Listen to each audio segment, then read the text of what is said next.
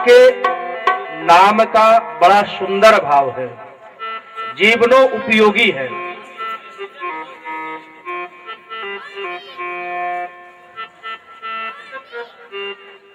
भगवान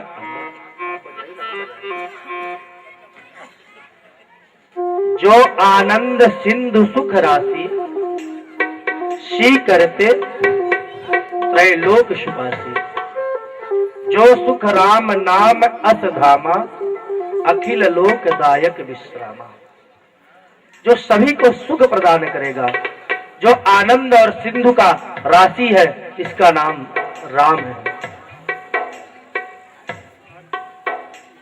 यदि सुख और शांति चाहना है तो जीवन में राम को अपनाओ। जो आनंद सिंधु सुख राशि है, यदि जीवन में सुख अपनाना है, सुख पाना है, तो राम को अपने जीवन में अपनाओ। लेकिन अपनाते किसको है? हरियर हरियर नोट को। बोल जय श्री कृष्ण।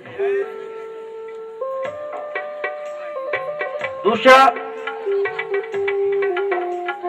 विश्व भरण पोषण कर सोई। विश्व भरण पोषण कर सोई। ताकर नाम हरस अस होई। विश्व भरण पोषण कर जोई। जो विश्व का पोषण करता है, पेट को भरता है, उसका नाम भरत है। भरत की उपासना करने से क्षुधा के लिए जो वस्तु अन्न लगती है, उसका कभी हमारे जीवन में अभाव नहीं होता है। यदि भरत जी की यदि उपासना किया जाए तो हमारे जीवन में कभी अन्न की कमी नहीं रहेगी। जाके सिमरन तेरे पुनासा, नाम शत्रुघ्न वेद प्रकाशा। जिसको अपने जीवन से शत्रु भगाना हो तो बंगलामुखी जैसे प्रभावी नाम, बंगलामुखी देवी बहुत कम लोग जानते होंगे, ये हमारे तंत्र मंत्र की शत्रु संहारिणी देवी है। तो जैसे बंगलामुखी देवी शत्रु संहारिणी देवी है, इसी प्रकार यदि जीवन में शत्रु भगाना है, चाहे काम क्रोध लो, चाहे लौकिक शत्रु हो और चाहे पारलौकिक शत्रु हो, यदि शत्रुघ्न की उपासना करने से हमारे जीवन में शत्रु का शमन होता है। लक्ष्मण धाम सुराम प्रिय, सकल जगत आधार। गुरु वशिष्ठ तिहि राखियो, लक्ष्मण नाम उदार। महाराज, गुरु वशिष्ठ उदारता का प्रतीक बताया है लक्ष्मण जी को। यदि कोई व्यक्ति खड़रूस हो, कड़क हो, आप लोग तो जरूर ध्यान दीजिएगा, यदि किसी की बहू खड़रूस हो तो लक्ष्मण जी से प्रार्थना करिएगा कि हे लखन लाल जी, बहू के हृदय में उदारता उत्पन्न कर दो। यदि किसी की सास खड़रूस हो तो बहू प्रार्थना करे, हे लखन लाल जी, सासू मां के हृदय में उदारता उत्पन्न कर दो। राधे राधे। इस प्रकार अद्भुत गुरु वशिष्ठ ऋषि ने चारों का नामकरण संस्कार किया है। आज विश्वामित्र के साथ राम और लखन यज्ञ रक्षा के लिए गए हैं। जनकपुर में प्रभु श्री राम का जानकी जी के साथ विवाह संपन्न हुआ है। इसके उपरांत केकई द्वारा 14 वर्ष का वनवास मिला है। दशरथ जी के प्राण अंत हुए हैं। प्रभु श्री राम केवट पर कृपा किया है। चाकर 12 वर्ष तक चित्रकूट में सत्संग किया है। उसके उपरांत पंचवटी पर गए हैं। लखनलाल के द्वारा शूर्पणखा का नाक और कान का हनन हुआ है। मामा मरीचि के माया के द्वारा प्रभु विस्मित हुए हैं और सीता का हरण हुआ है। सुग्रीव से मित्रता किए हैं। बाली का संहार किया है। हनुमंत लाल पर अभय भक्ति का वरदान दिया है। हनुमंत लाल पर कृपा की है। शबरी पर कृपा किया है। नल और नील के द्वारा समुद्र को लांघकर रावण का संहार किया है। पुनः प्रभु श्री रामचंद्र जी का अयोध्या में राज्य अभिषेक हुआ है और प्रभु के 2 पुत्र हुए हैं, लव और कुश। उपरांत प्रभु अपनी लीला संपन्न करके अपने साकेत धाम चले गए हैं। यह सुनकर परीक्षित गदगद हो गए। परीक्षित ने प्रश्न किया, भगवान आपने तो सूर्यवंश की कथा बड़े प्रेम से सुनाया, प्रभु कृपा करके चंद्रवंश की कथा सुनाते तो बड़ी कृपा होती मेरे ऊपर। तब आचार्य सुखदेव कहते हैं, राजन इसी चंद्रवंश में प्रभु श्री कृष्ण का जन्म हुआ है। 2 श्लोक में सारी कृष्ण कथा आचार्य सुखदेव जी कह दिए हैं। देवकी और वसुदेव के यहाँ प्रभु का जन्म हुआ है। जन्म लेते ही मथुरा से गोकुल गए हैं। नंद उत्सव हुआ है। पूतना मारे हैं। गौओं की रक्षा की है। माखन चोरी की है। गाय चराए है। गोवर्धन धारण किया है। गोपियों पर कृपा किया है। कंस का उद्धार किया है। जरासंध के द्वारा मथुरा छोड़कर समुद्र में द्वारकापुरी बनाई है। भगवान के 16,108 विवाह हुए हैं और इसके बाद सारे यदुवंशियों का उद्धार करके प्रभु अपने साकेत धाम चले गए हैं। इतना सुनते ही परीक्षित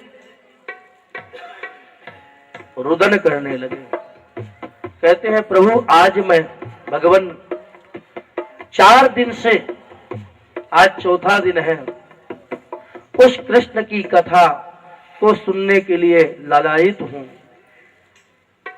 तड़प रहा हूं। जैसे एक प्यासा व्यक्ति रेगिस्तान में फंस जाए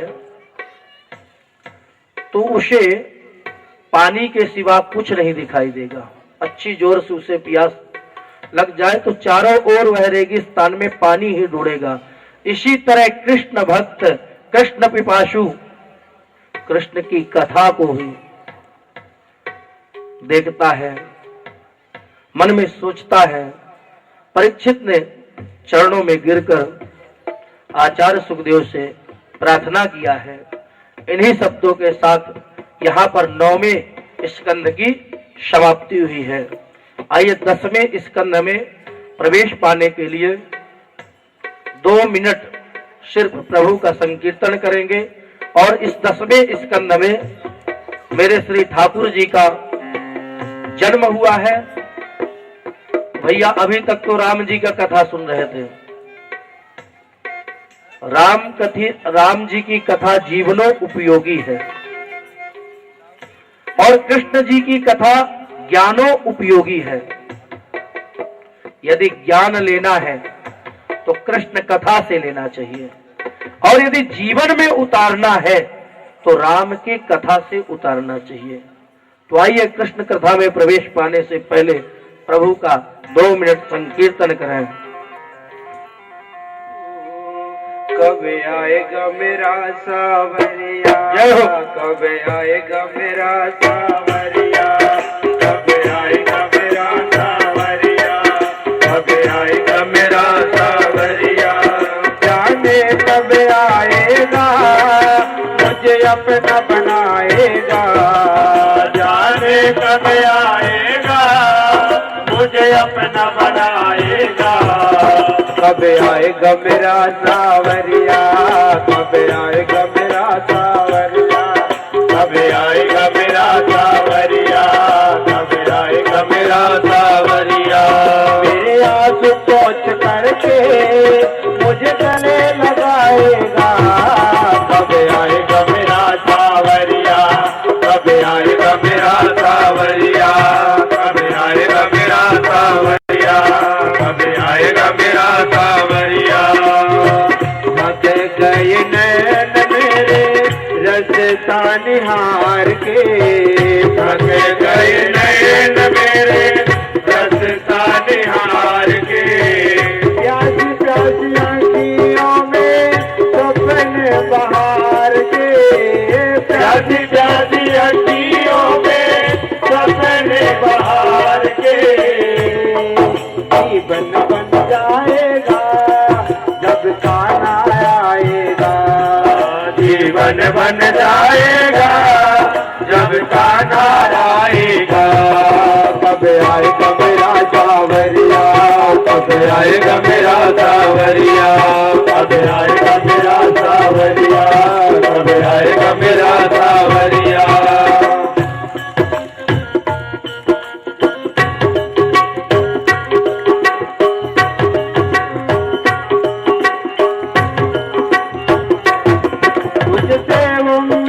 मुझे तेरा ही सहारा है, तुझसे उम्मीद मुझे तेरा ही सहारा है। निर्मल करीब हूँ मैं कोई न सहारा है, निर्मल करीब हूँ मैं कोई न सहारा है। कब तक बहलाएगा, कब तक तरसाएगा, कब तक बहलाएगा, कब तक तरसाएगा। कब आएगा मेरा सावरिया, कब आएगा मेरा सावरिया, कब आएगा मेरा सावरिया, कब आएगा मेरा सावरिया, कब आएगा मेरा सावरिया, कब आएगा मेरा सावरिया, कब आएगा मेरा सावरिया, कब आएगा मेरा सावरिया, कब आएगा मेरा सावरिया, कब आएगा मेरा सावरिया, कब आएगा मेरा सावरिया, कब आएगा मेरा सावरिया, कब आएगा मेरा सावरिया, कब आएगा मेरा सावरिया।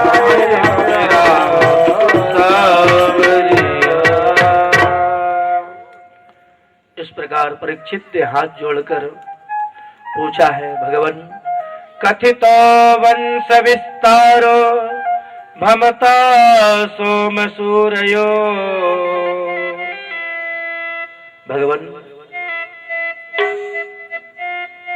आपने तो सूर्यवंश की कथा विस्तार से कहा है, लेकिन चंद्रवंश की कथा और भी विस्तार से कही है।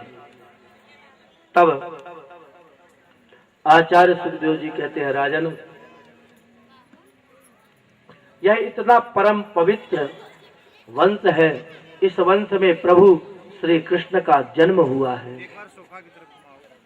नारायण के पुत्र ब्रह्मा है, ब्रह्मा के पुत्र अत्रि है, अत्रि के चंद्रमा हुए, यहीं से चंद्रवंश चला और चंद्रवंश चंद्रमा के पुत्र बुध हुए, बुध के और इसी वंश में जगदम्नि ऋषि हुए और जगदम्नि ऋषि के पत्नी रेणुका है।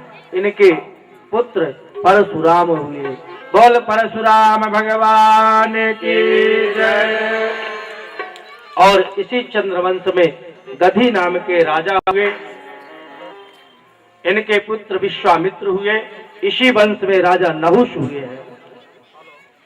राजा नहुष के 6 पुत्र हैं और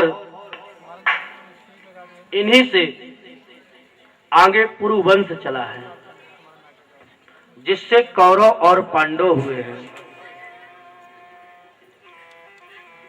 और इसके आगे राजा यदु से देवमीत हुए। देवमीत के 2 पत्नियां हैं। एक पत्नी से सूरसेन हुए हैं और दूसरे से अर्जन्न परजन्न, जिन्हें हम नौनंद कहते हैं। और इसी परम पवित्र वंश में श्री वसुदेव का जन्म हुआ है। राजन वसुदेव के 7 पत्नियां हैं। पौरवी रोहिणी भद्रा मंदिरा रोचना इला, देवकी प्रमुखा आसन पत्न्या अनाथ दुंदवी। 7 पत्नियां हैं। और इस प्रकार मथुरा के राजा उग्रसेन हैं। राजा उग्रसेन के यहाँ बड़ा दुष्ट पुत्र कंस है। कंस ने राजा उग्रसेन को बंदी बनाकर कारागृह में डाल दिया है। देवता भगवान ब्रह्मा जी के पास गए। भगवान ब्रह्मा जी से प्रार्थना किया, भगवान धरा पर कंस के द्वारा बड़ा दुराचार हो रहा है, पृथ्वी की रक्षा करें। तब ब्रह्मा जी ने कहा कि देवताओं, वासुदेव ग्रहे साक्षात भगवान पुरुषा परः। वासुदेव के घर पर साक्षात